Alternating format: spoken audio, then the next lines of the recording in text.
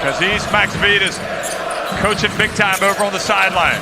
Benches over to Karinauskas for three. Good! Lithuania shooting lights out at the start of the game.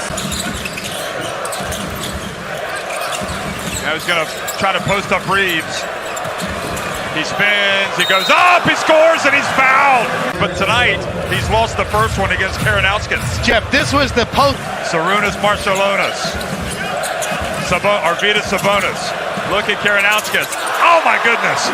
They are shooting light. State Warriors.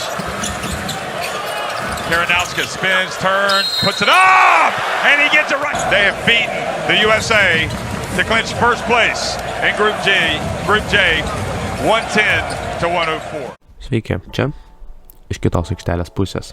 Ir šiandien noriu pakalbėti apie du visiškai skirtingus krepšininkus, Austiną Reevesą ir Vaidą Kariniauską, kurie iš šono atrodo neturi nieko bendro, yra visiškai skirtingų kultūrų užauginti krepšininkai, bet kaip vienas rungtynės pakeitė jo abiejų karjeras ir kaip vienas buvo laikomas augančia NBA žvaigžde, tampa rolę žaidėjų ir kaip lietuvis, kuris buvo senai nurašytas, tampa vienu pagrindiniu Lietuvos rinktinės žaidėjų.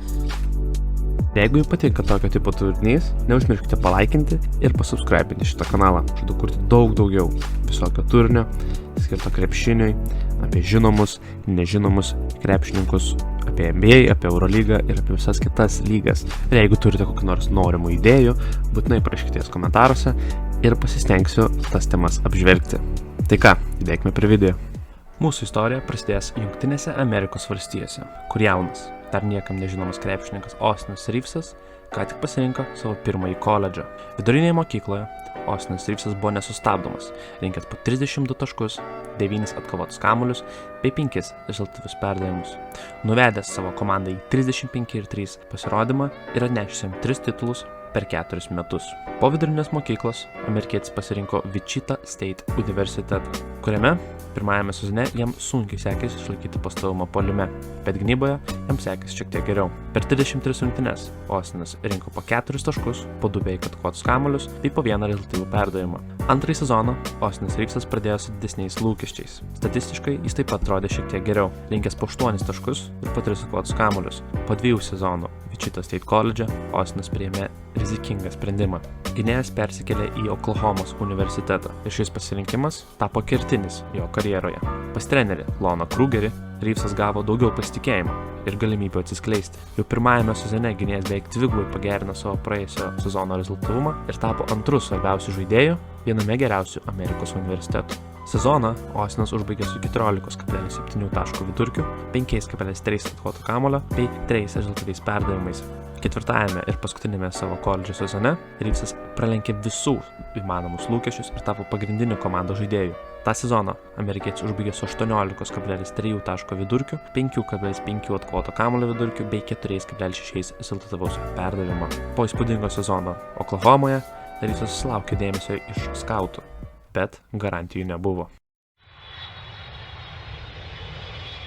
Dabar kelkimės į kitą Atlanto pusę, į Kauną, kur 2009-10 metų sezone Vaidas Kariniauskas pradėjo savo karjerą Žalgirio dublerių komandoje. Pirmąjį sezoną jis vos porą kartų išbėgo į aikštelę, bet 2011-12 sezone jis pradėjo rodyti savo potencialą. Su 14,5 taško vidurkiu jis buvo rezultatyviausias komandos krepšininkas ir atvedė Kauno Žalgirio dublerius į NKL pusfinalį.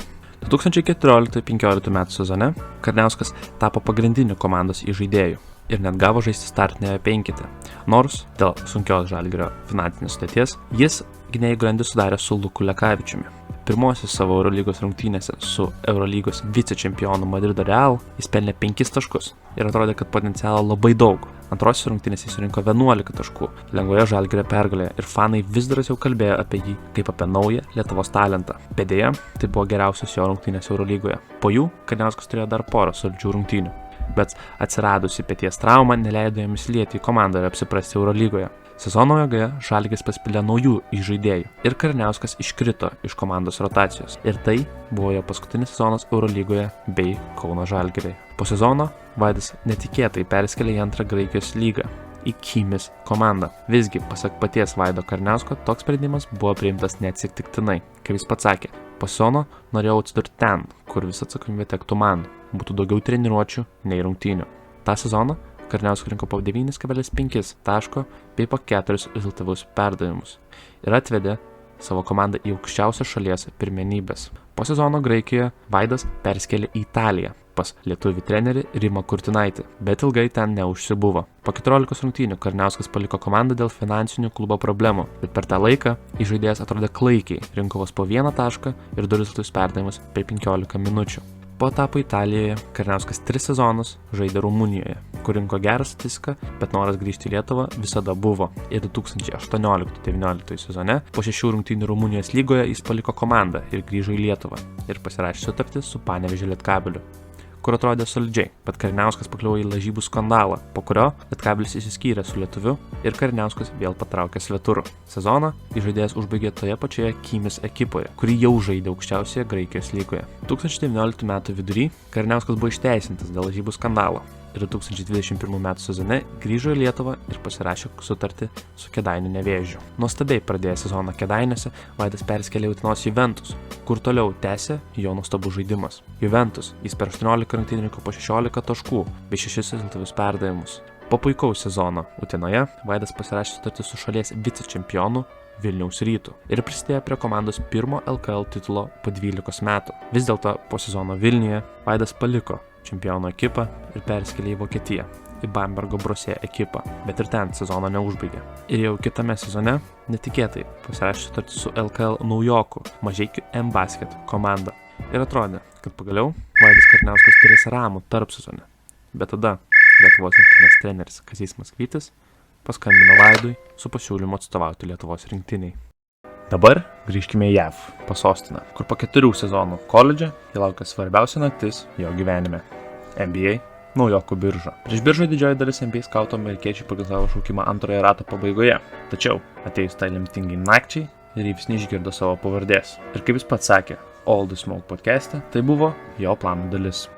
We could have got drafted 42nd to Detroit, but kind of declined that to kind of put me in LA for a better Po naujokų spot. biržos Ostinas Reeves pasirašė negarantuotą dvišalį kontraktą su Los Angeles Lakers komanda. Ta vasarą gynėjas sužaidė ir vasaros lygoje, bet nieko įspūdingo nepasiekė per 2 rungtynes. Jis rinko po 9 taškus.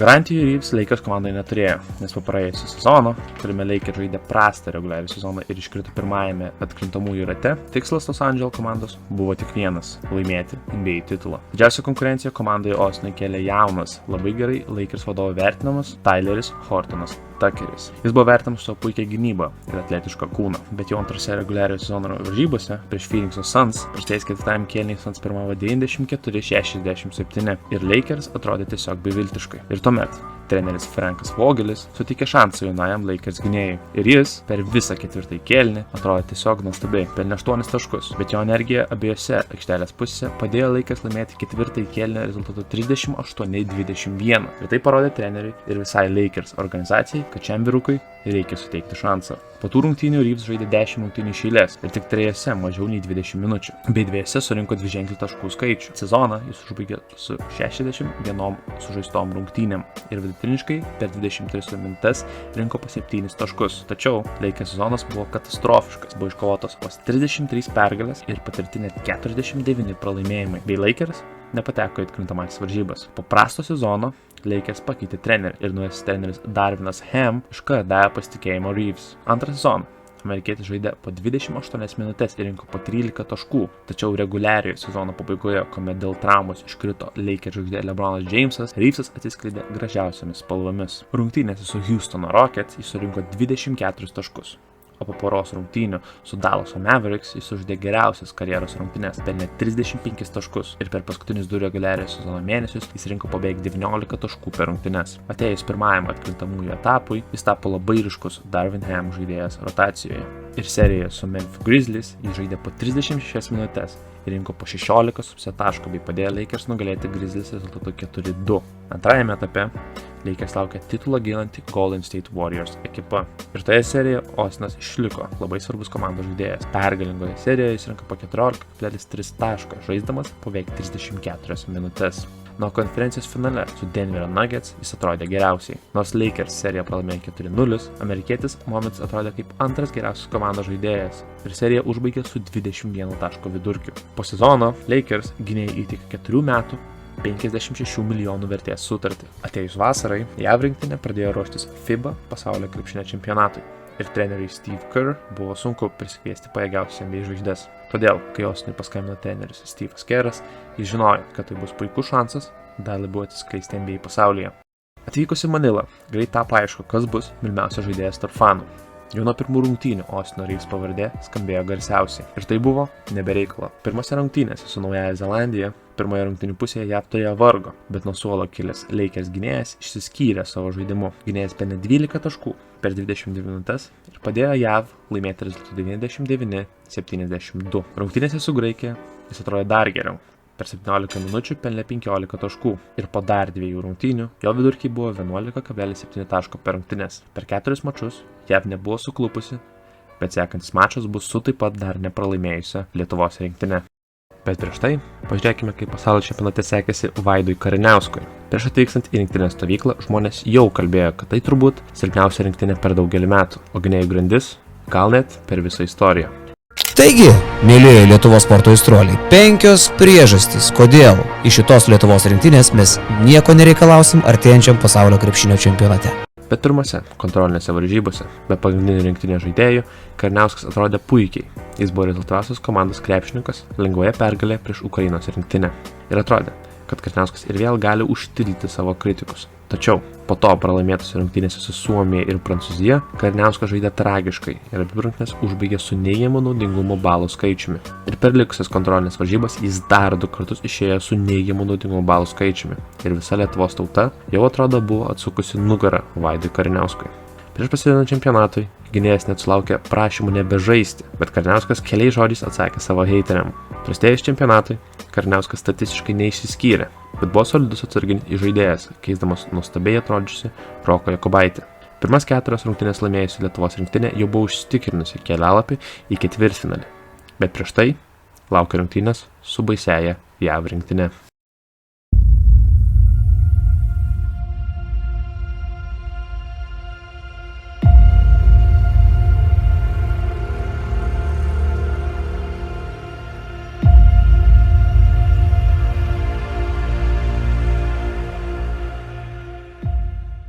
Rungtynės prasidėjo nuostabiu lietuvių pataikymu ir likus 4 minutėm bei 5 sekundėm iki pirmojo kėlinio pabaigos į aikštelę išėjo Vaidas Kariniauskas. Jau po minutės gynėjas įmetė savo pirmąjį tritaškį ir Lietuva pirmavo 20-10. Dar po minutės į aikštelę pirmą kartą išėjo ir Austinas Reevesas. Rezultatui esant 10-23, Reeves išprovokavo Tomo Dimšos pražangą ir atsidarė savo taškų sąskaitą nuo baudų metimo linijos, bet iškart po to įvyko Vaidas Kariniauskas. Ir baigiantis pirmajam kėliniui, Kariniauskas metė dar vieną tritaškį. Po pirmojo kėlinio rezultatas buvo 31-12. Krepšinio pasaulis buvo šoke. Kariniauskas per 4 minutės pelnė 9 taškus, o visa JAV rinktinė vos 12. Ketvirtajame kėlinyje jau atrodė, kad JAV perlauš rungtynes, bet ir vėl niekas kitas kaip Vaidas Kariniauskas išrašo dar vieną pamokėlę jaunajai Lakers žvaigždei. Rungtynės Lietuva laimėjo 110-104.